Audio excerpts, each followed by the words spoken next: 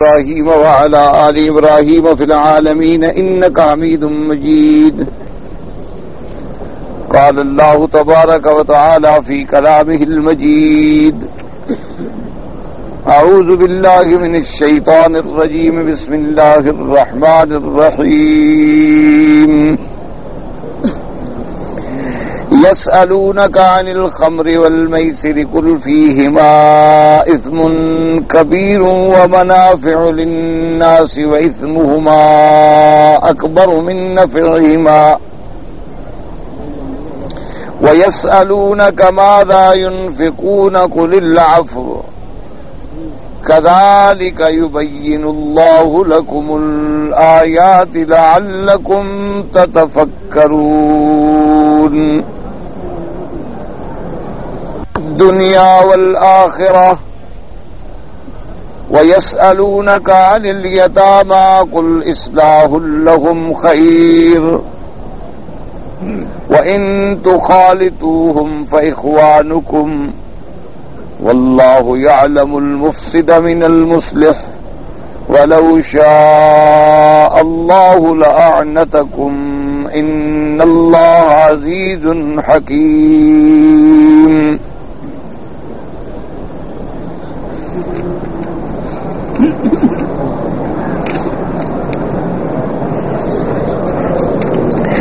اب ان آیات مبارکہ میں اللہ تبارک و تعالی نے خمر، شراب، میسر، جوا، اس کے بارے میں ایک ارشاد فرمایا ہے،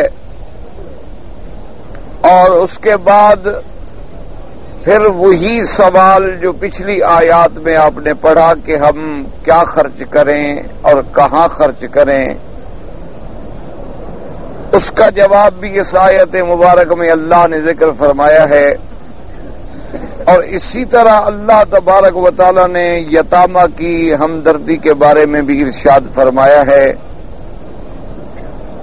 تو ان تمام احکامات پر یہ آیت مبارک جو ہے مشتمل ہے.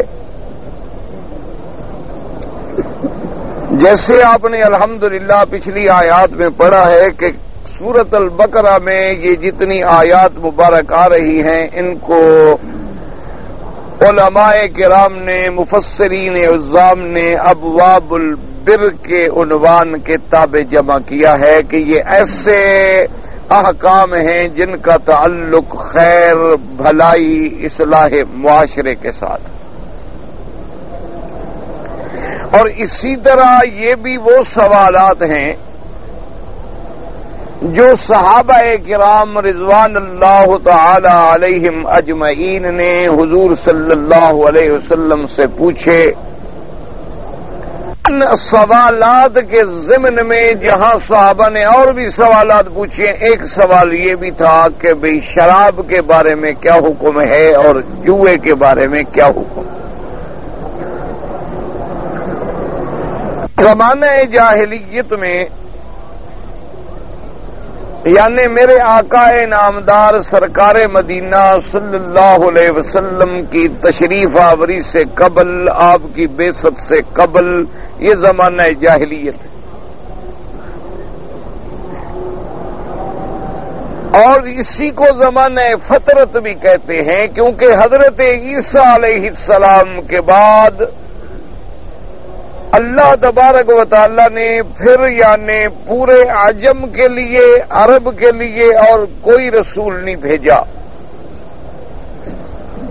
یاد رکھیں گے یہ زمانہ فطرت بھی دو حصوں میں تقسیم ہوتا ہے. ایک تو ہے خالص عرب کے لیے، تو سیدنا اسماعیل علیہ السلام کے بعد کوئی نبی، کوئی رسول نہیں بھیجا گیا. ولد اسماعیل میں صرف ایک پیغمبر، ایک نبی بھیجے گئے جو حضرت سیدنا محمد مصطفیٰ صلی اللہ علیہ وسلم.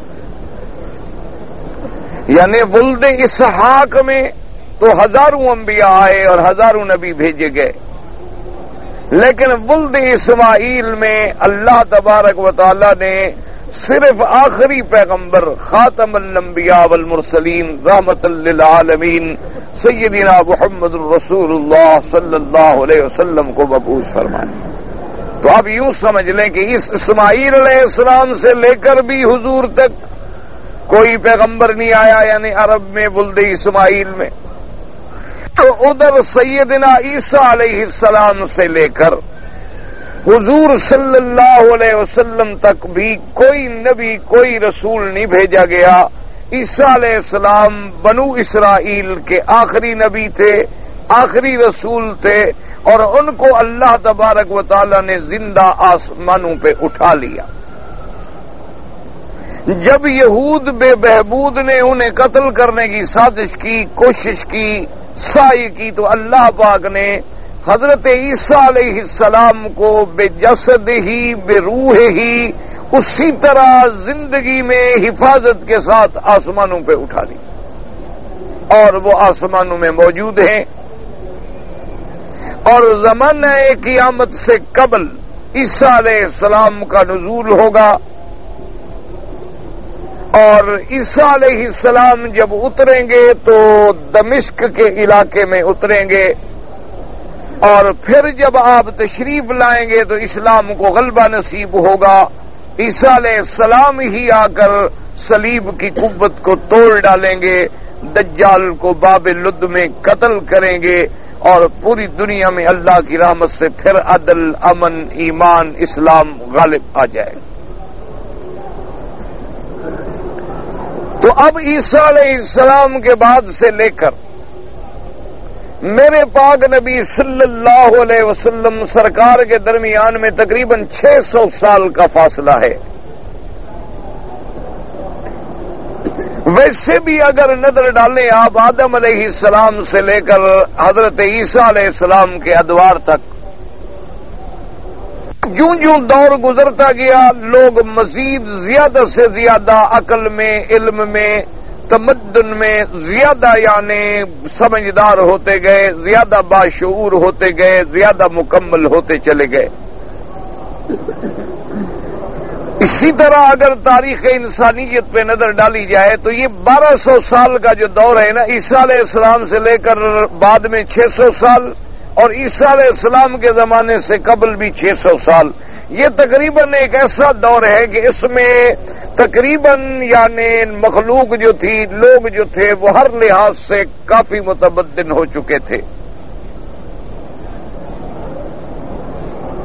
اب چونکہ یعنی مخلوق بھی اپنے انتہا کی طرف بڑھ رہی ہے نا جی، جیسے ایک بچہ پیدا ہوتا ہے تو آپ دیکھتے ہیں کہ پہلے وہ دودھ پینے والا بچہ ہے، پھر وہ سبی کہلاتا ہے، پھر وہ ولد بن جاتا ہے، پھر غلام بنتا ہے، پھر شباب بنتا ہے، پھر شیب ہوتا ہے، پھر موت آتی ہے، اس پر بھی ایک ادوار آتی ہے۔ اسی طرح اس دنیا پر بھی ایک اتوار ہے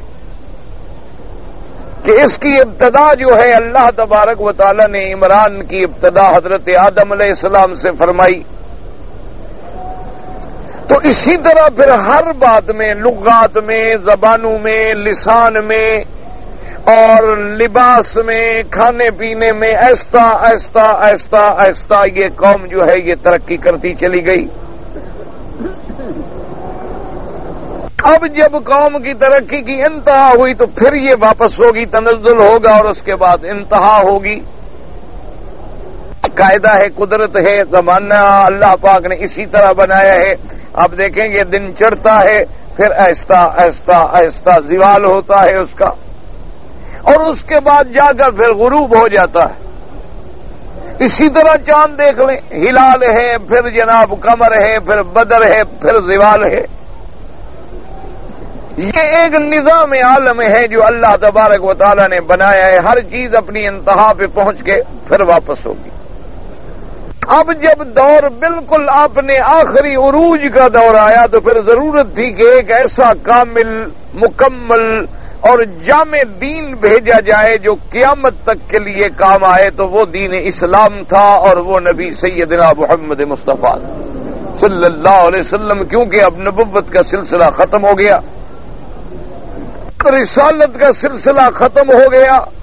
اب حضور کے بعد نہ تو کوئی نبی آئے گا، نہ رسول آئے گا، نہ شریعت آئے گی، نہ کتاب آئے گی، لہذا آپ کی شریعت کو اللہ نے اتنی کامل مکمل بنا دیا ہے کہ قیامت تک کے لیے جتنی ضرورتیں ہمیں پیش آ چکی ہیں یا آئندہ آئیں گی ان کا حل بھی اللہ نے قرآن میں اور اپنے دین میں رکھ دیا. یہی وجہ ہے کہ آپ دنیا کے عالم انسانیت پہ جتنے ملک ہیں ان کے بنائے ہوئے قوانین پہ نظر ڈالیں تو آپ کو اگر آپ منصف ہیں یعنی انصاف کرتے ہیں کسی تعصب کا شکار نہیں ہوتے تو آپ کو اعتراف کرنا پڑے گا کہ اسلام سے زیادہ جامع دین کوئی نہ آیا ہے نہ آئے گا. مثلا یہی آیت مبارک ہے جس میں اسلام نے اللہ نے شراب کو حرام قرار دیا ہے کہ شراب جو ہے نشہ آور چیز جو ہے وہ حرام ہے. اب اسی کو آپ دیکھ لیں کہ وہ ملک انہوں نے شراب پر کوئی پابندی نہیں لگائی تھی اور جن کے یہاں شراب جو ہے ایک عام مشروب ہے ایک عام چیز ہے استعمال ہونے والی ان کے معاشرے میں اس کا پینا استعمال کرنا کوئی عیب نہیں سمجھا جاتا اور وہ اس پہ اپنے بڑا فخر کرتے ہیں. آج وہ بھی اس نتیجے پہ پہنچے ہیں ان کو اعتراف کرنا پڑا ہے کہ یہ شراب بری چیز ہے یہ نہیں پینی چاہیے.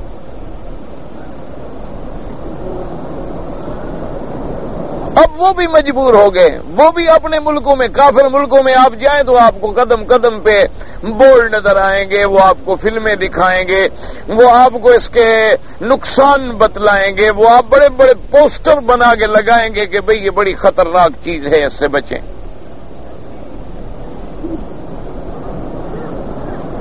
اسی طرح آپ دیکھ لیں اسلام نے زنا کو حرام کیا. ایک محدود اسلام نے پابندی لگا دی انسان کے لیے کہ بھئی تمہارے لیے ہم نے تمہاری بیویاں حلال کر دی ہیں تاکہ اللہ تبارک و تعالی انسان کی کسی ضرورت کو بند نہیں کر دیتے کہ وہ پانی بند ہونے کے بعد گندگی کا ذریعہ بن جائے بدبو پھیلانے کا ذریعہ بن جائے. نہیں اس کے لیے اللہ نے حل دیا ہے کہ ایک شادی کر لیں آپ. اگر کوئی ایسے حالات ہیں تو آپ دوسری شادی بھی کر سکتے ہیں تیسری بھی کر سکتے ہیں چوتھی بھی کر سکتے ہیں بس انتہا.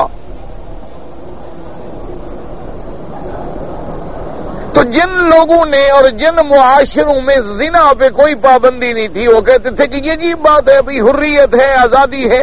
یہ کیا بات ہے کہ ایک آدمی بس ایک بیوی کے ساتھ پابند ہو کے رہ جائے بیوی ایک مرد کے ساتھ پابند ہو کے رہ جائے اس کے حکم کے بغیر وہ باہر نہیں جا سکتی. یہ تو اسلام نے ہمیں قیدی بنا دی. یہ کیا مذہب ہے؟ مرد بھی آزاد ہے عورت بھی آزاد ہے اس کی مرضی ہے سوسائٹی میں جائے بیٹھے اٹھے جس طرح آدمی کو پسند آتا ہے. کسی کو کوئی بپسی لے لیتا ہے کوئی کوکا کولا لے لیتا ہے کوئی کوک لیتا ہے کوئی مرنڈا لیتا ہے جس کی مرضی ہے جس کو پسند کرے لے لے. یہ کیا پابندی ہے؟ عورت اسی لیے ہے کہ بھئی انسان اپنی فطرت کی تسکین جو ہے وہ کر سکے. بہرحال اتنا ضروری ہے کہ دونوں راضی ہوں جبر نہ ہو بس. وہ معاشرے جو آزادی کے سب سے بڑے علمبردار تھے آج ان کو بھی اعتراف کرنا پڑا ہے کہ بھئی زنا غلط بات ہے زنا بالکل بربادی کا ذریعہ ہے یہ ایڈز پھیلنے کا ذریعہ ہے یہ بیماریاں پھیلانے کا ذریعہ. بس آدمی کو اپنا محدود ہونا چاہیے بس ٹھیک ہے اس کی ایک بیوی ہے بس اسی تک محدود رہے زیادہ تجاوز نہ کرے ورنہ یہ بڑی بڑی بیماریاں اور بڑی بڑی ہلاکتیں اور بڑی بڑی مصیبتیں پیدا ہو رہی ہیں. اب وہ بھی اسی بات پہ پھر آ گئے.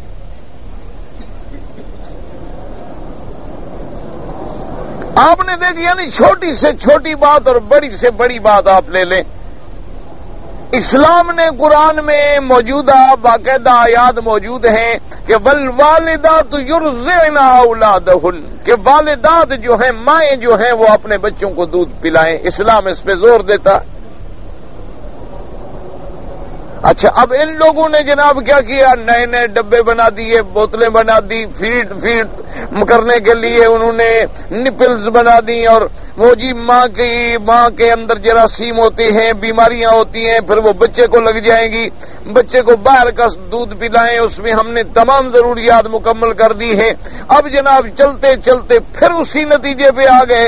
اب جب بھی آپ کسی اچھے ڈاکٹر کے پاس جائیں گے، وہ پہلی نصیحت یہ کرے گا کہ بھئی اللہ آپ کو بچہ دے، عورت کو کہے گا جب تمہاری ولادت ہے بچے کو خود دودھ پلاؤ، ماں کے دودھ جیسی کوئی چیز نہیں۔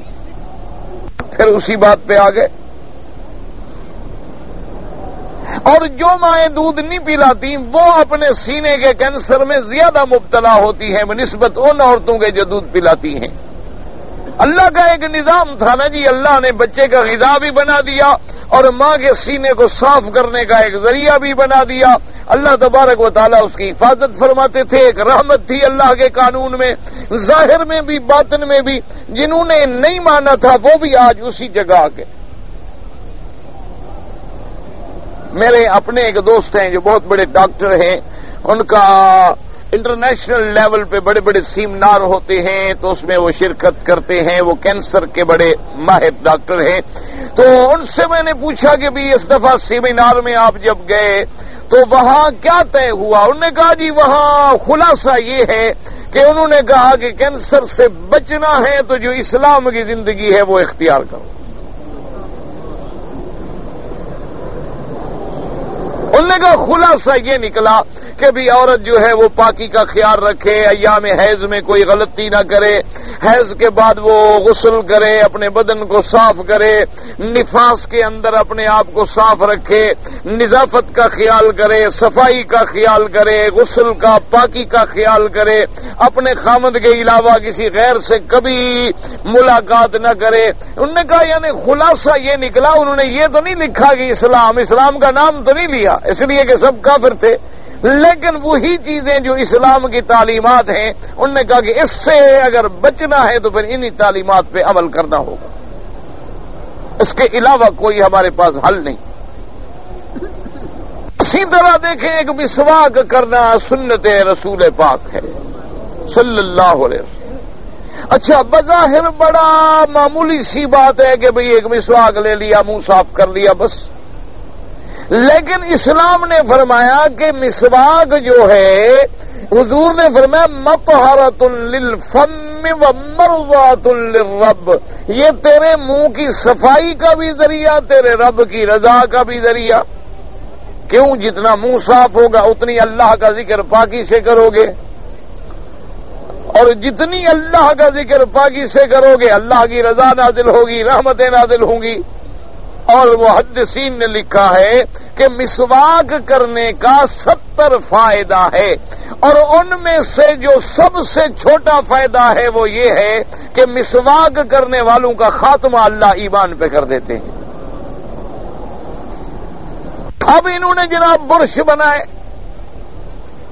بڑے بڑے پیسٹ بنائے، بڑے بڑے معجون ایجاد کیے، بڑی بڑی دوائیں، بڑے بڑے پاؤڈر ایجاد کیے، برش بنائے، بناتے گئے۔ اب جناب لوٹتے اسی جگہ پہ آ گئے، وہ قوالی مسواک، اور قوالی کے وہی مسواک کا مادہ جو ہے جو اسلام کہتا ہے وہ سب سے زیادہ بہتر ہے، اسی جگہ پہ آ گئے۔ پھر اسی مقام پہ آ گئے کہ جی مسواک جو ہے نا یہ واقعی اس سے اچھی کوئی چیز نہیں، کیونکہ برش جو ہے آخر آدمی استعمال کرتا ہے پھر اچھی طرح دھوتا نہیں ہے تو کبھی اس میں بھی جراثیم ہو سکتے ہیں، لیکن یہ جو مسلمانوں کا مسواک نے استعمال کیا بس اتنا ٹکڑا کاٹ دیا، پھینک دیا، پھر دوسرا نیا سے شروع ہو گیا، پھر اس کو کاٹ دیا، پھر نیا شروع ہو گیا۔ اور پھر یہ ہے کہ مسواک کا ان کا جو طریقہ ہے وہ مسوڑوں پہ اور ہر جگہ اس کی باقاعدہ ورزش بھی ہو جاتی ہے، صفائی بھی ہو جاتی ہے، اور کوئی چیز اندر بھی نہیں رہتی ہے۔ تو یہ جو اور پھر اس میں جو مادہ ہے، اور خاص طور پہ اسی پہ آ گئے وہ اراک جو ہم پیلو کا مسواک کرتے ہیں نا جی، اسی پہ آ گئے، اسی کا اب مادہ نکال کے معجون بناتے ہیں، پیسٹ بناتے ہیں، اس کا نام بھی مسواک رکھا ہے، مجبور ہو گئے غریب۔ بڑے بڑے لوگ جو ہیں پھر اسی جگہ آ گئے۔ اسی طرح آپ دیکھیں کہ ہمارے آقا نے سرکار مدینہ نے صلی اللہ علیہ وسلم نے ہمیں تعلیم دی تھی کہ بھئی اگر کوئی جانور، کوئی ناپاک چیز، مثلا کوئی جانور ہے پلیت ہے ناپاک ہے، اس نے برتن میں منہ مار دیا تو بھئی اس کو صاف کرو اور 3 دفعہ کم از کم دھو ڈالو، صاف کرو اس برتن کو ٹھیک ٹھاک۔ اگر حضور نے فرمایا کہ کتا منہ مار لے تو فرمایا پھر 3 دفعہ نہیں بلکہ 7 دفعہ دھوئیں اور 8ویں دفعہ اس کو مٹی سے رگڑ کے صاف کریں۔ باقاعدہ حدیث مبارک میں لفظ ہے کہ 7 دفعہ دھوئیں اور مٹی سے 8ویں دفعہ مٹی سے رگڑ کے پھر اس کو پانی بہا دیں، صاف کریں۔ تو یہ ہمیں 1400 سال پہلے آقا نے تعلیم عطا فرما دی۔ اب جناب ان کی جدید جو سائنس ہے اتنی ترقیوں کے بعد اس نتیجے پہ پہنچی ہے کہ کتے کے منہ میں جو جرثومہ ہے، جراثیم ہے، وہ دنیا کے کسی اینٹی بایوٹک سے نہیں مرتا جب تک مٹی نہ ڈالو۔ وہ اور کسی جراثیم کسی دواؤں سے مرتا ہی نہیں، مٹی ڈال دو مر جاتا ہے۔ تو اس لیے ہمیشہ یاد رکھیں کہ یہ ہماری بدقسمتی ہے کہ ہم مسلمان ہونے کے باوجود کافروں سے دبتے ہیں اور کافروں کے نیچے اپنے آپ کو کمزور بناتے ہیں اور ان کی تہذیب سے مرعوب ہو جاتے ہیں، حالانکہ یہ سب سے بڑی بے وقوفی ہے، سب سے بڑی جاہلیت ہے۔ وہ تو اپنی تہذیب سے اکتا چکے ہیں، پریشان ہیں، اس کو وہ پھینکنا چاہتے ہیں، تھوکنا چاہتے ہیں۔ وہ تو تمہاری طرف لوٹ رہے ہیں اور تم مسلمان ہو کے شرمندہ ہوتے ہو، ان کی شکلیں بناتے ہو۔ یہ ہماری بدقسمتی، اس سے زیادہ ہم کچھ نہیں کہہ سکتے کہ ہماری بد نصیبی ہے۔ اگر آپ اسلام کے اصولوں پہ کاربند ہوں، خدا جانتا ہے آپ کی دین میں بھی، دنیا میں بھی، ظاہراً بھی، باطناً بھی ہر لحاظ سے عزت ہے، اور پھر آپ ہر جگہ اپنے دین کے مبلغ ہوتے ہیں، دین کے سپاہی ہوتے ہیں، اپنے دین کے داعی ہوتے ہیں۔ اس کی میں ایک چھوٹی سی مثال دے دوں کہ مثلاً ایک صحیح معنوں میں مسلمان، اسلام پہ پکا آدمی، مثلاً وہ سفر کرے، کسی ملک میں چلا جائے، یورپ جائے، کہیں جائے، کسی ملک میں چلا جائے، ہو پکا مسلمان۔ اچھا، اس کا لباس دیکھ کر سب سوچیں گے کہ بھئی یہ کون ہے؟ لازماً غور کریں گے کہ بھئی یہ کون آدمی ہے، پگڑی باندھی ہوئی ہے، ماشاءاللہ عجیب آدمی ہے، بھئی عجیب لباس ہے اس کا۔ اچھا، اب جناب جب وہ دیکھیں نا نماز کا وقت آئے گا، اب مثال کے طور پر ہم تو خیر پتہ نہیں کتنے مسلمان ہیں، اللہ اسلام نصیب کرے اور اسلام پہ موت دے، ہم تو خیر کمزور ترین، ادنا ترین، یعنی جو بڑے بزرگ ہمارے گزرے ہم تو ان کے جوتوں کے برابر بھی نہیں ہیں، لیکن صرف یہ ہے کہ اسلام کے نام لیوا ہیں۔ مثلا میں آپ کو اپنی مثال تھوڑی سی دے دوں کہ ہم جہاز میں سفر کرتے ہیں، سب سے پہلا مسئلہ یہ ہوتا ہے کہ ہم ان کو کہتے ہیں کہ جی لکھو کہ ہم تو ایسی کوئی خوراک نہیں کھائیں گے جو غیر اسلامی ہو۔ ہم باقاعدہ اللہ ان سے جب ٹکٹ لیں گے، سیٹ ہو کے کرائیں گے، تو انہیں کہتے ہیں جی ہمارا پیغام بھیجیے آپ کمپیوٹر میں کہ ہم تو بالکل اور کچھ نہیں دے سکتے ہیں، تو پھر ہمیں مچھلی وچھلی دے دیں، ہم تو گوشت ووشت نہیں کھائیں گے تمہارے لوگ۔ اب جب یہ پیغام کتنے لوگ پڑھیں گے؟ ویسے تو بڑی معمولی سی بات ہے نا کہ آپ نے ٹکٹ سیٹ ہو کے کرائی اور ساتھ کمپیوٹر میں لکھ دیا کہ بھی یہ اسلامی طرز کا کھانا کھائے گا، لیکن یہ کتنی ملازم پڑھیں گے، کتنی کلرک پڑھیں گے، کتنی کام کرنے والے پڑھیں گے کہ بھائی اچھا اس دور میں بھی کچھ لوگ ہیں جو حلال حرام کا فرق کرتے ہیں، پوچھتے ہیں کہ جہاز میں کیا مل رہا ہے ہمیں۔ تو اب ایک دین کی تبلیغ ہو رہی ہے۔ اب جناب ہم جہاز میں بیٹھ گئے، اچھا ہم نے کسی بچی کو بلا کے، وہ جو کام کرتی ہیں، یا کسی لڑکے کو بلا کے ہم نے کہا کہ بھائی دیکھیں اب ہم جہاز پہ جا رہے ہیں اور ہمارے حساب کے مطابق 3 گھنٹے کے بعد ہماری نماز کا وقت ہوگا، تو آپ مہربانی کر کے ذرا اس وقت میں اگر سو جاؤں تو مجھے اٹھا دیں، اور اس کے دوسری بات یہ ہے کہ مجھے اس وقت آپ کیپٹن سے پتہ کر کے بتائیں کہ قبلہ کہاں ہے۔ اب جناب وہ اس مسئلے پر پھر ایک سوچ ہو رہی ہے کہ بھی قبلہ کیا ہے، اگر کافر ہے تو آپس میں پوچھتے ہیں قبلہ کیا ہے، کہتے ہیں بھی مسلمانوں کا کعبہ شریف ہے مکہ شریف میں، اس کی طرف یہ نماز پڑھتے. اچھا بھائی تم نے فلم میں نہیں دیکھا؟ اچھا وہ کعبہ شریف ہے. اچھا وہ تو ایک تبلیغ ہو رہی ہے، ان کے دماغ میں ایک بات اپیل کر رہی ہے نا کہ کوئی چیز ہے کعبہ. اب جناب وہ ٹائم آ گیا، وہ کیوں مجبور ہے کہ وہ ان نے پیسہ لیا ہوا ہے ہم سے، کوئی ہم اللہ واسطے تو سفر نہیں کرتے ہیں نا، وہ لازمی بات ہے کہ ہمیں اٹھائیں گے. تو اٹھانے کے بعد جی بتائیں قبلے کی سمت کہاں ہوگی؟ ٹھیک ہے جی ابھی ہم کیپٹن سے پتہ کرتے ہیں، ہو جائیں گے، وہ کمپاس فٹ کرے گا، سمت ڈھونڈے گا، بتائے گا، اس کے بعد وہ آگے بتائیں گے جی بالکل ٹھیک یہاں کعبہ شریف ہے آپ کا. اس وقت جو ہے نا جہاز اتنے زاویے پہ جا رہا ہے اور ہم اس وقت فلاں ملک سے گزر رہے ہیں اور ہم اس سمت میں اتنی 1000 قدم پہ اوپر جا رہے ہیں تو آپ کا کعبہ شریف یہاں بنتا ہے. تو تبلیغ دین کی ہو رہی ہے کہ نہیں؟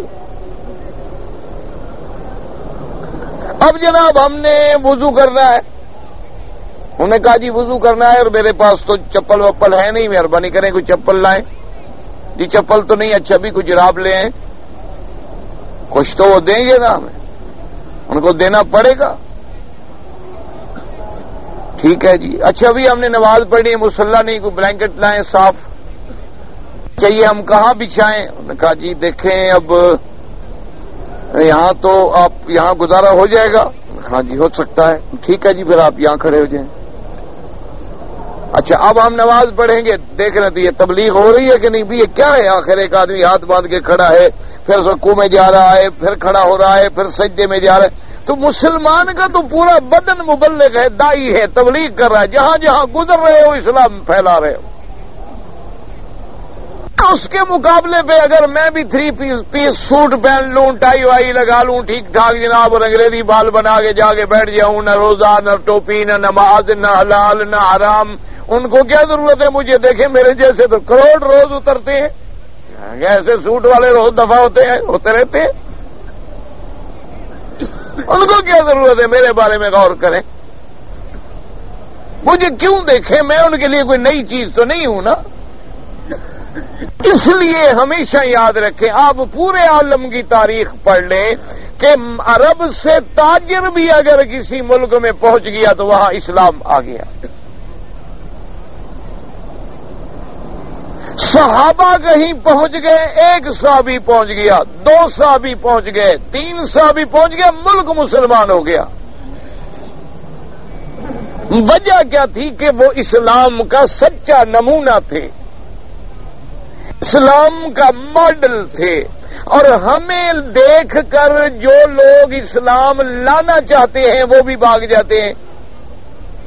ہمارا حال یہ ہے کہ اگر کوئی آدمی غریب اسلام کے قریب بھی آ رہا ہو اور وہ پھر ہمارے کردار کو دیکھے کہ عربی لباس پہنا ہوا ہے اور شام کو حضرت ایسے ہوٹل میں بیٹھے ہیں جہاں ننگے ڈانس ہو رہے ہیں، تو پھر وہ اسلام لے آئے گا. داڑھی شریف بھی موجود ہو اور حضرت مجرے میں بھی آگے بیٹھے ہوں، شراب کا دور بھی چل رہا ہو اور سب سے قیمتی بوتل بھی اس کے سامنے رکھی ہو، اور پوچھنے والا پوچھے کہ جناب آپ کون ہے؟ جی میں مسلمان ہوں. کہ اچھا عجیب مسلمان ہے، شراب بھی پیتا ہے، خنزیر بھی کھاتا ہے، ہمارے ساتھ بیٹھ کے گانے بھی سنتا ہے، ناچ بھی دیکھتا ہے، ہماری طرح سوٹ بھی پہن رہی ہے، اچھا مسلمان ہے بھائی. اسی لیے میرے ایک دوست فوت ہو گئے، اللہ ان کی مغفرت فرمائے اور اللہ پاک ان کی قبر پہ رحمت فرمائے. وہ ایک دفعہ آئے تو اس سے کسی صحافی نے پوچھا کہ جی آپ کا مذہب کیا ہے؟ اس نے کہا میں آدھا مسلمان ہوں اور آدھا انگریز ہوں. تو وہ حیران ہو گئے، انہوں نے کہا جی آدھا مسلمان آدھا انگریز تو کوئی نئی بات ہے. انہوں نے کہا ہاں شراب پیتا ہوں، خنزیر سور نہیں کھاتا ہوں، تو آدھا آدھا ہی ہو گیا. باقی تو فرق اتنا ہے کہ وہ سور بھی کھاتا ہے، شراب بھی پیتا ہے، نماز وہ نہیں پڑھتا، نماز میں نہیں پڑھتا، روزہ وہ نہیں رکھتا، روزہ میں نہیں رکھتا، مسجد میں وہ نہیں جاتا، مسجد میں میں نہیں جاتا. باقی رہ گیا کھانے پینے کا معاملہ، شراب وہ بھی پیتا ہے، میں بھی پیتا ہوں، صرف وہ خنزیر کھاتا ہے، میں نہیں کھاتا. ہمارے ملک میں ہوتا نہیں، اگر ہوتا تو پتہ نہیں وہ بھی کھا لیتا. اس لیے ہمیشہ یاد رکھیں، آپ صحیح اللہ سے دعا کریں، اللہ ہمیں صحیح مسلمان بنائے، اللہ ہمیں اسلام پہ قائم رکھے، دائم رکھے.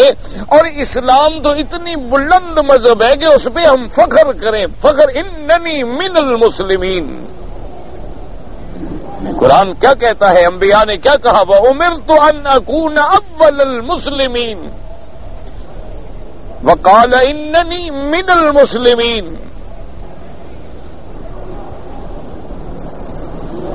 إِذْ قَالَ لَهُ رَبُّهُ أَسْلِمْ قَالَ أَسْلَمْتُ لِرَبِّ الْعَالَمِينَ۔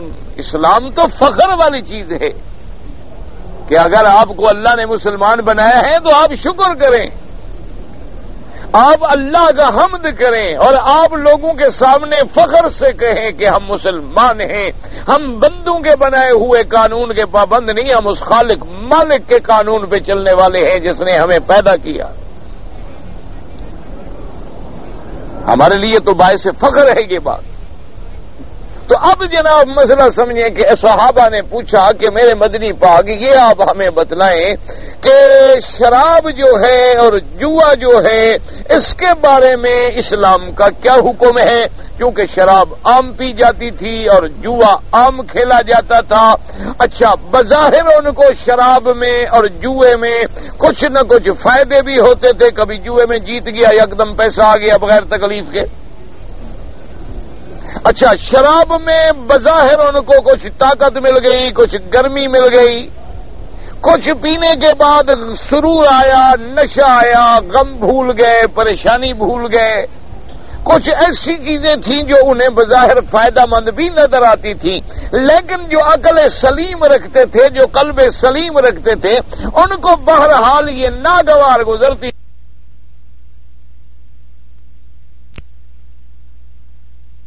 ہونے کے باوجود بھی شراب نہیں پیتے تھے،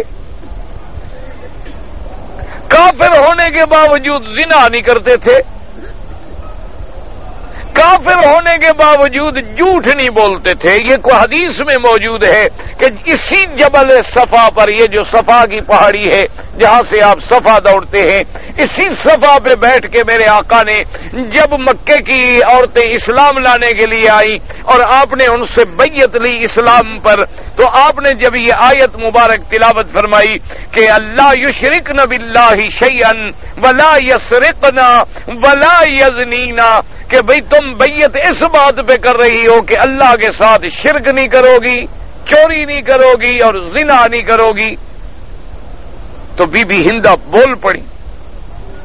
بی بی ہندہ جو ہیں یہ ابو سفیان کی بیوی ہے، حضور کی چچی ہے، حضور کے چچے کی بیوی ہے، آپ کی چچی ہے، اور ابھی اسلام لانے کے لیے آ کے بیٹھی ہوئی ہے، حضور صلی اللہ علیہ وسلم کی خدمت میں آئی ہے اسلام لانے کے لیے۔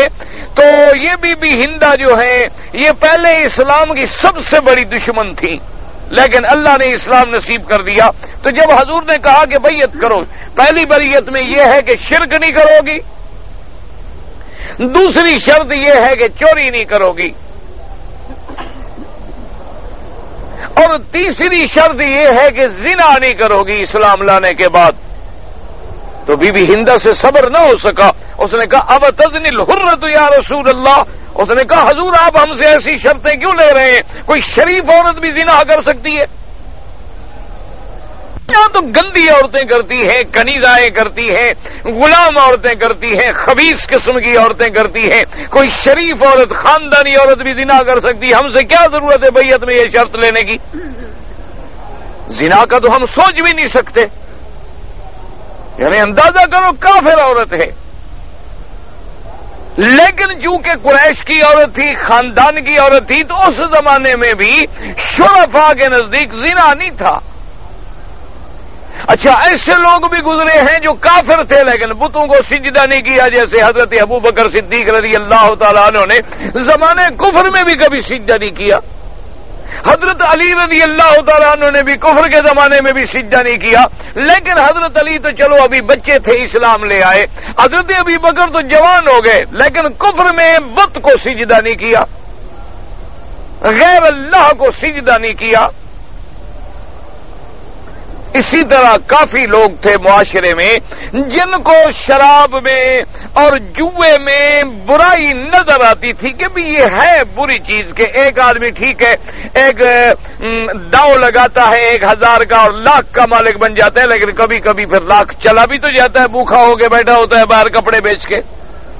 تو بھئی یہ گندی چیز بھی تو ہے، تھوڑا سا فائدہ صحیح لیکن فائدہ کیا ہو تو نقصان جو ہے فائدے کو کھا گیا. شراب میں کیا ہے جی؟ یہ وقتی طور پہ قوت آ گئی لیکن اچھی قوت ہے کہ عقل چلی گئی. تو اس لیے انہوں نے سوال پوچھا کہ میرے مدنی شراب کے بارے میں اور جوئے کے بارے میں اسلام کیا کہتا ہے. حضور صلی اللہ علیہ وسلم چونکہ اپنی طرف سے تو جواب نہیں دیتے تھے جب تک میرا اللہ حکم نہ فرمائے، اور اللہ چونکہ اللہ بالغیوب ہے، ادھر میرے مدنی کے پاس سوال آتا تھا اور ادھر سے حکم ہوتا تھا جبریل کے جلدی جواب لے کے جاؤ میرے محمد مدنی کے پاس صلی اللہ علیہ وسلم. اس لیے یسألونک عن الخمر والمیسر قل فیہما اثم کبیر. اللہ پاک نے فرمایا میرے مدنی صلی اللہ علیہ وسلم یسألونک، آپ سے سوال کیا جاتا ہے، کرتے ہیں خمر کے بارے میں، شراب کے بارے میں اور جوئے کے بارے میں. بتلا دیں کہ ان میں بہت بڑا گناہ ہے. اسم کبیر ومنافع للناس، اور لوگوں کا کچھ فائدہ بھی ہے. واسمہما اکبر من نفعہما، لیکن ان دونوں چیزوں کا گناہ جو ہے وہ ان کے نفع سے زیادہ ہے. تو اللہ نے ایک تدریجی حکم نازل فرمایا کہ بھئی اللہ تبارک و تعالیٰ کی طرف سے اپنے بندوں کو مشورہ دیا جاتا ہے کہ گو اس میں کچھ تھوڑے بہت فائدے تمہیں نظر آتے ہیں لیکن اس کی مضرت جو ہے وہ فائدے سے زیادہ نقصان دہ ہے، لہذا بہتر یہ ہے کہ اس سے بچو. یعنی پہلی آیت میں بالکل حرمت کا حکم نہیں آیا کہ حرام، نہ ایک طرز آئی، ایک طرز مشاورت آئی کہ گویا اللہ پاک نے اپنے بندوں کے سامنے ایک بات رکھ دی. کیونکہ ویسے یاد رکھیں کہ منافع جو ہے وہ تو اب چور جو چوری کرتا ہے تو فائدہ تو اس میں بھی ہے کہ ایک رات میں 4 گھنٹے کی محنت کی اور لاکھوں روپیہ مل گیا. جو جیب کاٹتے ہیں اس میں بھی ایک انگونا تو فائدہ ہے. آپ سارے دن میں 200 مزدوری کریں، 50 ریال شام کو کوئی نہیں دیتا، اس نے جیب کاٹی تو 500 ریال مل گیا. تو یہ نہیں ہر چیز میں کچھ نہ کچھ ایک جانب ہوتی ہے جس میں کچھ فائدہ ہو. اس لیے کہ بعض لوگ اعتراض کرتے ہیں نا کہ اللہ نے یہ کیوں کہا کہ اس میں فائدہ ہے. اصل وجہ یہ ہے کہ اسلوب قرآن کو سمجھیں. قرآن جب کسی کو کار مذلت سے نکالتا ہے تو ایسی بات کرتا ہے جو اس کے ذہن کو اپیل کرے، اس کے ذہن کو اپیل کرے تاکہ وہ مانے اور اس کے بعد وہ قرآن کی طرف رجوع کرے. اب دیکھیں نا، ایک آدمی آیا حضور کی بیعت کرنے لگا اور کہنے لگا حضور میں مسلمان ہوتا ہوں اور اسلام قبول کرتا ہوں اور میں آپ کا ہر حکم مانوں گا، لیکن حضور ایک بات یہ ہے مجھے مصیبت ہے زنا کی، میں وہ نہیں چھوڑ سکتا ہوں. آپ نے کہا اچھا کلمہ تو پڑھو. جب اس نے کلمہ پڑھا آپ نے فرمایا اچھا کیا تم یہ پسند کرتے ہو کہ تمہاری ماں سے کوئی زنا کرے؟ انہوں نے کہا حضور استغفر اللہ، کون شریف آدمی پسند کرتا ہے؟ تو آپ نے فرمایا جس سے تم زنا کرتے ہو وہ بھی تو کسی کی ماں ہوتی ہے. آپ نے فرمایا اچھا تم چلو چھوڑو، ماں بڑا شان والی ہے، تم یہ بتاؤ کوئی تمہاری بہن سے زنا کرنا؟ جی حضور میری بہن سے. انہوں نے کہا جس سے تم زنا کرتے ہو وہ بھی تو کسی کی بہن ہوتی ہے. حضور نے فرمایا اچھا چلو یہ بتلاؤ تمہاری بیٹی سے کوئی زنا کرے تم پسند کرو گے؟ حضور میری بیٹی سے کوئی زنا کرے میں تو ٹکڑے کر دوں. انہوں نے فرمایا جس سے تم زنا کرتے ہو وہ بھی تو کسی کی بیٹی ہوتی ہے. اور نے کہا تم تو یا رسول اللہ بس میری توبہ ہے میں نہیں کروں گا، ختم. اسلام نے ایسے طریقے سے اس کو درس دیا، ایسے طریقے سے اس کو سبق دیا کہ جو سبق اس کے دلوں میں اتر گیا. اس کے دماغ اگر اس کو پہلے کہہ دیتے کہ نہیں بھاگ جاؤ ہم بیعت نہیں کرتے آپ کی، جب تک تم زنا نہیں چھوڑو گے بھاگ جاؤ، تو وہ تو اسلام سے بھی محروم ہو کے چلا جاتا بیچارہ. لیکن جب کلمہ شریف پڑھ لیا، اسلام کا نور اندر آ گیا، حضور کے ہاتھ میں ہاتھ آ گیا، اب انقلاب تو آ گیا، پٹڑی تو بدل گئی. اب آدمی ضلالت کے بجائے ہدایت پہ آ گیا، ظلمت کے بجائے ضیاء میں آ گیا اور گمراہی کے بجائے رشد پہ آ گیا. اب جب حضور نے بات کی تو وہ دماغ میں بیٹھ گئی بات. اس نے کہا آمنا و صدقنا، آقا آپ نے جو فرمایا میری توبہ میں کبھی زنا نہیں کروں گا. تو اب جو لوگ شراب میں پڑے ہوئے تھے اور جوئے میں پڑے ہوئے تھے وہ سمجھتے تھے اتنے عرصے سے کہ بھئی ہمارا فائدہ ہے اور ہمارا اس میں نفع ہے، ہمارے لیے قوت ہے، طاقت ہے، ہمیں چستی آ جاتی ہے، کھانا ہضم ہو جاتا ہے، نیند ہمیں صحیح آ جاتی ہے، اس میں بیٹھے بیٹھے ٹیبل پہ ہمیں اتنا پیسہ مل جاتا ہے کہ ہم مہینے میں نہیں کما سکتے۔ تو اللہ نے فرمایا کہ اس میں فائدے تو ہیں جو تم نے سوچے ہوئے ہیں، لیکن فائدے سے نقصان والا پہلو بھی غور کرو، وہ تو اس سے بھی زیادہ ہے۔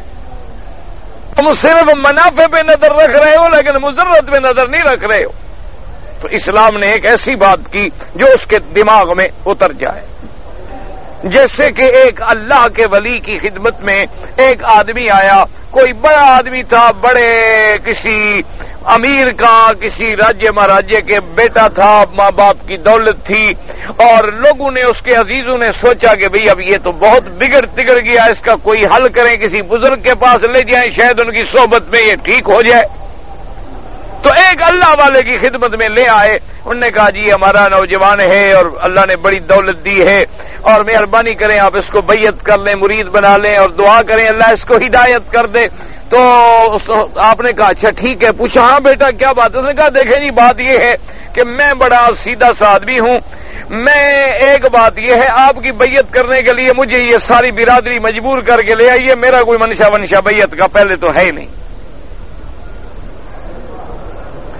ان بزرگوں کے کہنے پہ میں آ گیا ہوں، میں چاہتا نہیں تھا، تو اب بہرحال میں آ گیا ہوں، تو میں شریف آدمی ہوں، میں جھوٹ نہیں بولتا، آپ مجھے جو کہیں گے میں کروں گا، لیکن ایک بات یاد رکھیں کہ میری زندگی جو ہے شراب اور عورت کے بغیر نہیں گزر سکتی۔ میں روزانہ شراب بھی پیتا ہوں، عورتیں بھی منگواتا ہوں، یہ میری ہابی سمجھ لیں، مجبوری سمجھ لیں، علت سمجھ لیں، عادت سمجھ لیں، یہ میں نہیں چھوڑوں گا، مجھے مرید کرو کرو نہ کرو نہ کرو۔ پیر صاحب جو تھے الحمدللہ وہ صحیح معنوں میں اللہ والے تھے، اولیاء اللہ تھے، صحیح معنی میں ولی اللہ تھے، کاروباری پیر تو نہیں تھے، وہ صحیح معنوں میں اللہ والے تھے۔ انہوں نے کہا ٹھیک ہے بیٹا کوئی بات نہیں، چلو ایک بات ہم آپ کی مانتے ہیں، کوئی ایک آدھی آپ بھی ہماری مانیں گے؟ انہوں نے کہا جی بالکل آپ جو کہیں گے، باقی آپ کا میں ہر حکم مانوں گا، صرف مہربانی کریں مجھے یہ نہ کہیں کہ شراب نہ پیو اور زنا نہ کرو۔ تو نے کہا اچھا یہ ہم آپ سے نہیں کہتے۔ بیعت کر لی۔ انہوں نے کہا بیٹا دیکھو بات سنو، میری صرف ایک بات مانو، نماز پڑھا کرو بس، اور کوئی چیز میں کوئی آپ پر پابندی نہیں لگاتا، نہ وظیفے کرو نہ چلے کرو، نہ تم کوئی ٹانگ پہ کھڑے ہو کے قبرستان میں رات کو کوئی چلا کشی کی، صرف فرض نماز جو ہے وقت پر جب اللہ کا حکم ہے وقت پہ ادا کر دیا کرو بس، باقی اللہ جانے، اللہ کا بندہ جانے۔ میں نے کہا حضرت یہ میرا پھر آپ سے وعدہ ہے، آپ تو کوئی اچھے پیر ہیں، آپ نے تو کوئی سخت بات بتائی نہیں، آپ نے تو بڑا نرم سا نسخہ بتلا دیا صرف نماز پڑھنے والا، یہ میرا وعدہ ہے میں نماز نہیں چھوڑوں گا، نماز میں پڑھوں گا آج کے بعد۔ حالانکہ اس بیچارے کو تو پتہ نہیں تھا کہ میرا تو سارا علاج کر دیا مرشد نے، اسی نماز میں تو سارا علاج ہے، یہ اللہ نے خود جو کہہ دیا کہ ان الصلاۃ تنہی عن الفحشاء والمنکر، اللہ نے فرمایا نماز جو ہے یہ ہر برائی اور منکر کام سے روکنے والی ہے۔ ہم تو اس لیے نہیں رکتے کہ بھائی ابھی ہماری نماز بنی نہیں، صحیح نماز ہو تو برائی ہو نہیں سکتی۔ اب جناب خیر بہرحال جب وہ آیا تو ان کا عام رواج جو تھا وہ یہ تھا کہ شام کو 5 بجے صاحب بہادر غسل شسل فرما کے تیار ہو کے اپنا میک اپ سنگار کر کے محفل میں آ جاتے تھے، شرابیں اور گانے اور شروع ہو جاتے تھے۔ تو ملازمین نے کہا کہ جناب وہ میں، انہوں نے کہا نہیں آج عصر کے بعد 5 بجے کے بعد نہیں، آج عشاء کے بعد انتظام کرو، چونکہ ہم نے اپنے مرشد سے وعدہ کیا ہے نماز پڑھنے کا، تو اگر ہم عصر کے بعد مجلس میں کھو گئے، پی لیا، نشہ ہو جائے، پھر مغرب بھی چلی جائے، عشاء بھی چلی جائے تو میرا وعدہ خلاف ہو جائے گا، عشاء کے بعد رکھو مجلس، میں نماز پڑھ کے عشاء کے بعد آؤں گا محفل میں۔ انہوں نے کہا جی ٹھیک ہے، تو اس نے عصر بھی پڑھ لی، مغرب بھی پڑھ لی، عشاء بھی پڑھ لی۔ عشاء کی نماز کے بعد وہ انتظار کر رہے ہیں اور وہ لڑکا آ نہیں رہا، تو نوکر پہنچے، انہوں نے کہا جی وہ ساری محفل بنی ہوئی ہے، انہوں نے کہا یار آج تو طبیعت نہیں چاہتی،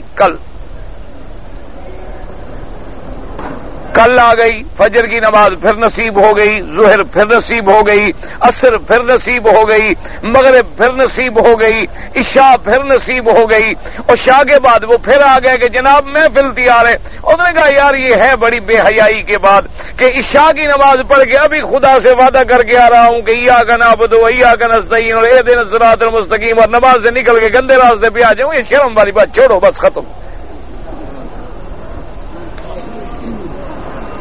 کہا چھوڑو بس، اب سمجھ آ گئی ہے جو لذت ادھر ہے وہ ادھر نہیں ہے، وہ تو عارضی لذتیں، اصل لذت تو ادھر ہے کہ آدمی بندہ خدا سے ملے، اللہ تبارک و تعالیٰ کی دربار میں حاضر ہو جائے۔ اور اللہ بذکر اللہ تطمئن القلوب، اللہ نے فرمایا تم اطمینان قلب ڈھونڈتے ہو ہسپتالوں میں نہیں ملتا، وہ مسکن گولیوں میں نہیں ملتا، وہ شراب کے نشے میں نہیں ملتا۔ میرا اطمینان چاہتے ہو تو میرا ذکر کرو، جب تم میرا ذکر کرو میں تیرا ذکر کرتا ہوں۔ فرمایا فاذکرونی اذکرکم واشکروا ولا تکفرون، تم میرا ذکر کرو میں تیرا ذکر کرتا ہوں۔ اور پھر جب جس کو اللہ یاد کرے، اندازہ کرو نا، جب اللہ اپنے بندے کو یاد کر لے تو باقی بات کیا رہ گئی؟ اور وہ یاد کرنے کے لیے کوئی اتنی بڑی ہمارے ذمہ محنت بھی نہیں لگائی کہ تم الٹے لٹک جاؤ، رسیاں ڈال لو ٹانگوں میں، اور تم جوگی بن جاؤ، تم بھرت رکھ لو، تم غاروں میں چھپ جاؤ۔ فرمایا نہیں فذکرونی، بس میرا ذکر کر۔ تو وضو کر کے قرآن پڑھ میں تجھے یاد کروں، تو نماز پڑھ میں تجھے یاد کروں، تو روزہ رکھ میں تجھے یاد کروں، تو نماز پڑھ میں تجھے یاد کروں، طواف کر، یہ سب عبادت جو ہے یہ ذکر تو ہے اللہ کا، اور کیا ہے؟ اس لیے اسلام نے سب سے پہلے تو یہ حکم دیا کہ بھئی شراب میں کچھ فوائد تو نظر آتے ہیں تمہیں، لیکن اس کے مضرات جو ہیں وہ اس سے بڑے ہیں۔ اچھا، کچھ لوگوں نے تو اسی آیت کے آنے پہ شراب چھوڑ دی، انہوں نے کہا جب گناہ بڑا ہے تو پھر کیا ضرورت ہے چھوٹے سے فائدے کے لیے گناہ سامنے رکھیں۔ اب جناب جب یہ آیت آئی کچھ لوگوں نے اسی کو چھوڑ دیا، لیکن ایک دفعہ اتفاق ایسا ہوا کہ عبد الرحمن ابن عوف نے رضی اللہ تعالی عنہ نے دعوت کی، اور اس میں آپ کے دوست تشریف لے آئے، اور دوستوں نے بیٹھ کے شراب پی۔ چونکہ بعض لوگوں نے تو شراب اسی میں چھوڑ دی، لیکن بعض نے کہا کہ بھی اللہ نے صراحتاً یہ تو نہیں کہا نا کہ حرام ہے چھوڑ دو، وہ تو یہ کہا گیا ہے کہ اس کا گناہ زیادہ ہے، نفع کم ہے، نقصان زیادہ ہے، کوئی حکم صریح نہیں ہے۔ تو شراب پیتے رہے، نماز کا وقت آ گیا تو انہوں نے کہا کہ جی نماز پڑھو، وضو کیا، سب نے ایک کو امام بنایا۔ تو وہ جب مصلی پہ کھڑے ہوئے سورۃ قل یا ایھا الکافرون پڑھی، لا اعبد ما تعبدون کے بجائے پڑھیں اعبد ما تعبدون، لا بھول گیا،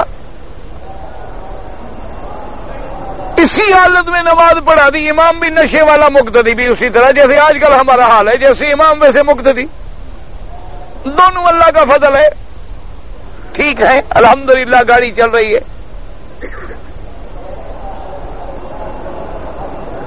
تو اب جناب وہ حالت ایسی ہو گئی کہ مقتدی بھی نشے میں، امام بھی نشے میں، غلطی کون نکالے؟ نماز اس حالت میں پڑھی تو ایک دوسرا حکم آ گیا، اللہ نے فرمایا یا ایھا الذین آمنوا لا تقربوا الصلاۃ وانتم سکارا، اللہ نے فرمایا میرے مدنی اپنی امت کو بتلا دو، صحابہ کو بتلا دو، ایمان والوں کو بتلا دو کہ اس حال میں نماز نہ پڑھا کریں کہ وہ نشے میں ہوں۔ اب یہ دوسری آیت نازل ہو گئی کہ بھئی نشے کی حالت میں عقل کریں، خدا کا کلام پڑھ رہے ہو اور پھر آدمی نشے میں پتہ نہیں لگتا ہاں کا نہ کہہ رہا ہے، نہ کہاں کہہ رہا ہے، زبر کی زیر پڑھ رہا ہے، زیر کی زبر پڑھ رہا ہے، عقل تو ہے نہیں۔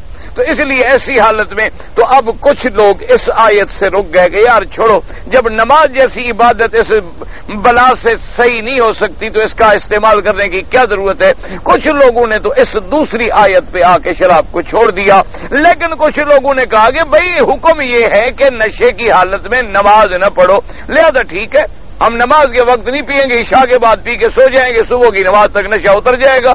تو وہ پیتے رہے۔ دو سٹینجیں آ گئیں، کچھ لوگ تو پہلی آیت پہ رک گئے، کچھ لوگ جو تھے وہ دوسری آیت پہ رک گئے، اور کچھ لوگ ابھی اس حال پہ باقی رہے، اس حال پہ باقی رہے۔ تو اب جناب یہ ہوا کہ ایک صحابی نے دعوت کی جدعان نے اور صحابہ اس میں اکٹھے ہوئے. نشہ جب ہوا تو ایک آدمی، ایک انصاری آدمی نے ایک اونٹ کی ہڈی پڑی تھی اٹھا کے سعد بن ابی وقاص کے سر پہ ماری، آپ زخمی ہو گئے. حضور کی خدمت میں شکایت لے کے آئے کہ یا رسول اللہ یہ عالم ہے. تو حضور نے جب بلایا انہوں نے کہا حضور اصل بات تو یہ ہے کہ یہ بھی نشے میں تھا، وہ بھی نشے میں تھا، کچھ جان کے تو مارا نہیں. نشے کی حالت میں بات بڑھ گئی تو اس نے غصے میں آ کے جوان خون تھا گرم ہو گیا. تو حضور نے بھی دعا مانگی اللہم بینہ لنا بیانا شافیا، میرا اللہ شراب کے بارے میں واضح فیصلہ فرمائے. اور اسی طرح روایات میں موجود ہے کہ سیدنا امیر المؤمنین عمر بن الخطاب رضی اللہ تعالی عنہ نے بھی دعا کی کہ یا اللہ اللہم بینہ لنا بیانا واضحا شافیا، کہ یا اللہ شراب کے بارے میں مہربانی فرما کے آپ ہمارے لیے کو واضح حکم فرمائیں. اب اللہ نے تیسری آیت نازل فرمائی کہ یا ایھا الذین آمنوا انما الخمر والمیسر والانصاب والازلام رجس من عمل الشیطان فاجتنبوه لعلکم تفلحون.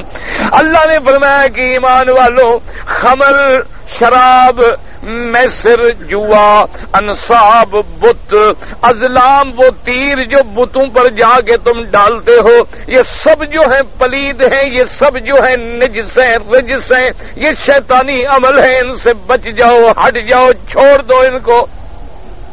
اب جب یہ حکم آیا تو واضح ہو گئی بات کہ شراب حرام.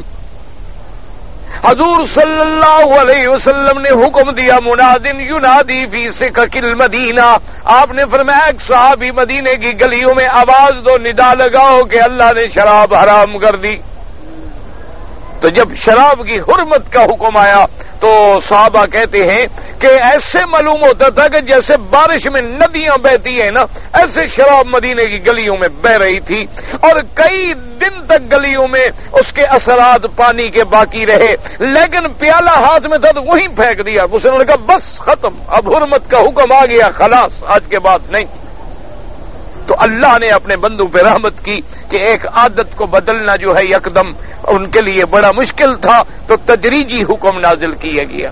لیکن ایک غلط فہمی دور کر لیں، آج بھی بعض مسلمان یہ کہتے ہیں کہ جی آپ مولوی شریعت تو نافذ کریں لیکن آہستہ آہستہ،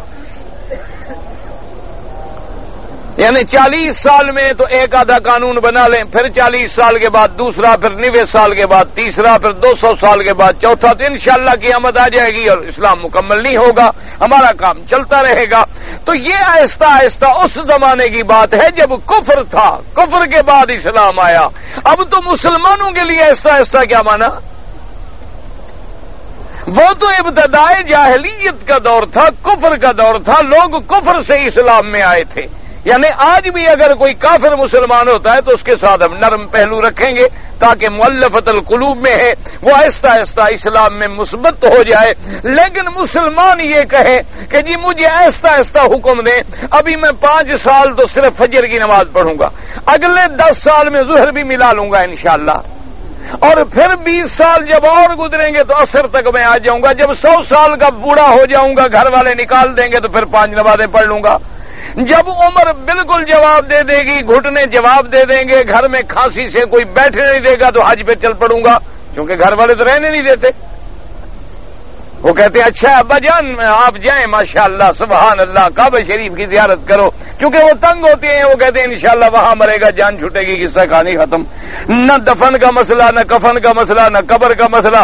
اور ساتھ یہ بھی ہم کہیں گے جناب سبحان اللہ بابے دا بڑا نصیب ہے مکے مدینے فوت تھی گئے، تو اے بڑا بد نصیب ہے بدبخت کے جس کو جنازہ بھی نصیب نہیں ہوا.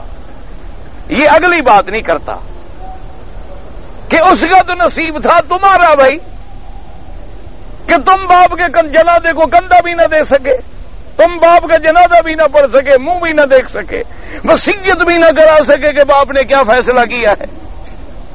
تو اس لیے بہرحال یہ ابتدا میں حکم تھے، جب حکم آ گیا تو شراب ہمیشہ کے لیے حرام ہو گیا، اب قیامت تک کے لیے حرام ہے. اور شراب کا معنی یہ ہوتا ہے ہر نشے دینے والی چیز. یہ ضروری نہیں کہ وہ برانڈی حرام ہو اور وسکی حلال ہو، ہر نشہ آور چیز جو ہے قلیل ہو و کثیر ہو حرام، کل مسکر حرام۔ حضور نے فرمایا ہر نشہ، وہ نشہ چاہے بیئر میں ہو، وہ نشہ چاہے گڑ میں ہو، یعنی اس سے بنایا جائے، راب سے بنایا جائے، انگور سے بنایا جائے، کسی چیز سے بنایا جائے، جب وہ مسکر ہے تو حرام ہے۔ اللہ آپ کو بھی مجھے بھی ہر مسلمان کو بتائے۔ جو مردہ آدمی پتہ نہیں، جو لوگ زندہ ہیں، اگر آپ کے رشتہ دار عزیز زندہ ہیں، انہوں نے وصیت کی ہے تو ان کا آپ عمرہ کر سکتے ہیں، ورنہ آپ اپنے لیے کریں، ان کے لیے دعا کریں، اللہ ان کو ثواب دیں گے۔ ایک حج ایک کے لیے، عمرہ بھی ایک کے لیے۔ اچھا جی، ایک آدمی کو عمرے کے احرام کا علم نہیں ہے کہ جب وہ آدمی لازم ہے، علم والا نظر آتا ہے، اس کے کہنے پر میقات کے اوپر سے گزرتے ہوئے احرام ڈال لیتا ہے، جبدے آتے ہیں احرام کھول دیتا ہے۔ بھائی اگر اس نے احرام باندھ لیا کسی علم والے کے کہنے پر، پھر جدے کھول دیا، کوئی مذاق تھی، ڈال لیا تو ڈال لیا، کھول لیا تو کھول لیا، اب عمرہ بھی قضا کرے اور ایک دم بھی ادا کرے۔ یہ حج کے مسائل حج کے قریب پوچھیں۔ امام ابو حنیفہ رحمۃ اللہ علیہ کی تاریخ آپ کتاب لے لیں اور ان کی زندگی کی تاریخ پڑھ لیں، پتہ لگ جائے گا عمر کتنی تھی، تعلیم کتنی تھی، کتابیں کیا تھیں۔ رمضان میں نماز وتر جو پڑھتے ہیں امام کے ساتھ پڑھیں الحمدللہ، اور تہجد کے وقت علیحدہ پڑھیں اپنی تو الحمدللہ۔ 3 رکعتیں ملا کے پڑھنا بھی حدیث میں ثابت ہے، 2 رکعتیں پڑھ کے سلام پھیر کے 1 رکعت پڑھنا بھی ثابت ہے۔ مقام ابراہیم جہاں ہے وہاں سے تھوڑا سا پیچھے ہوتا تو اچھا ہوتا، یہ تو پھر آپ اللہ میاں سے کہیں۔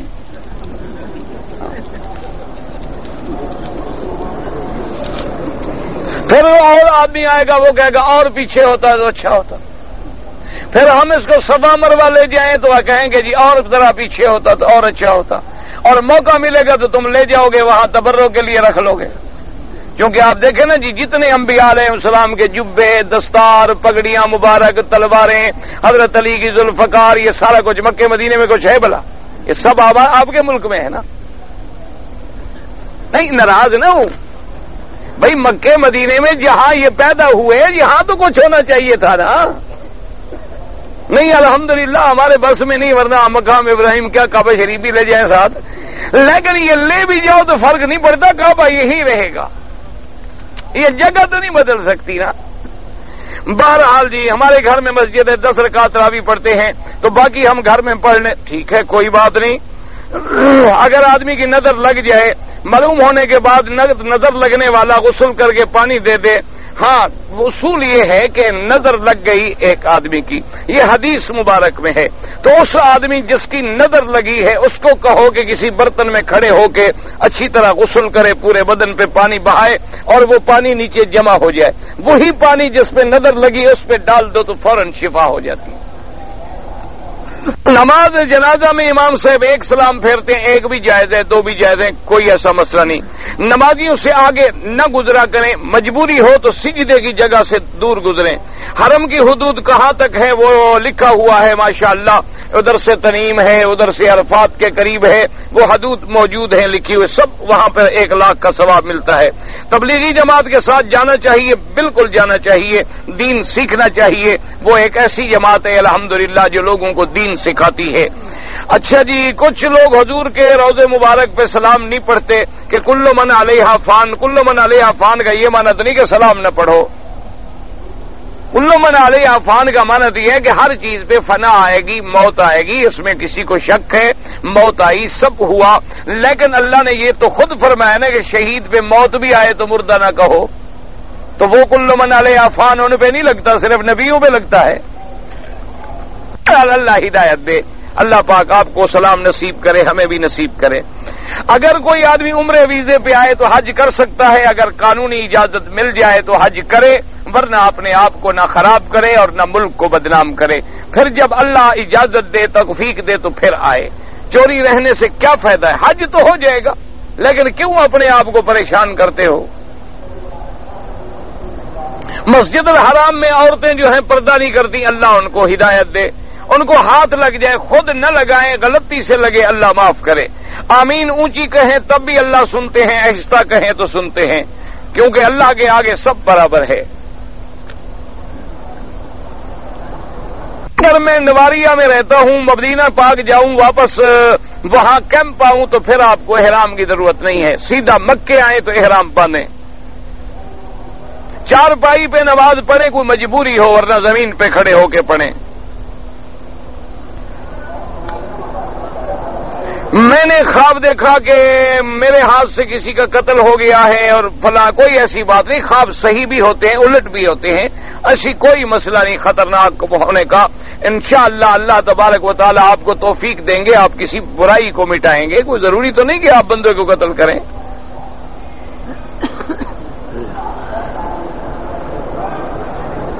میں نے پتہ نہیں خواب دیکھا بیٹا ہوگا تو نام ابو بکر رکھو، اچھا خواب ہے، ٹھیک ہے۔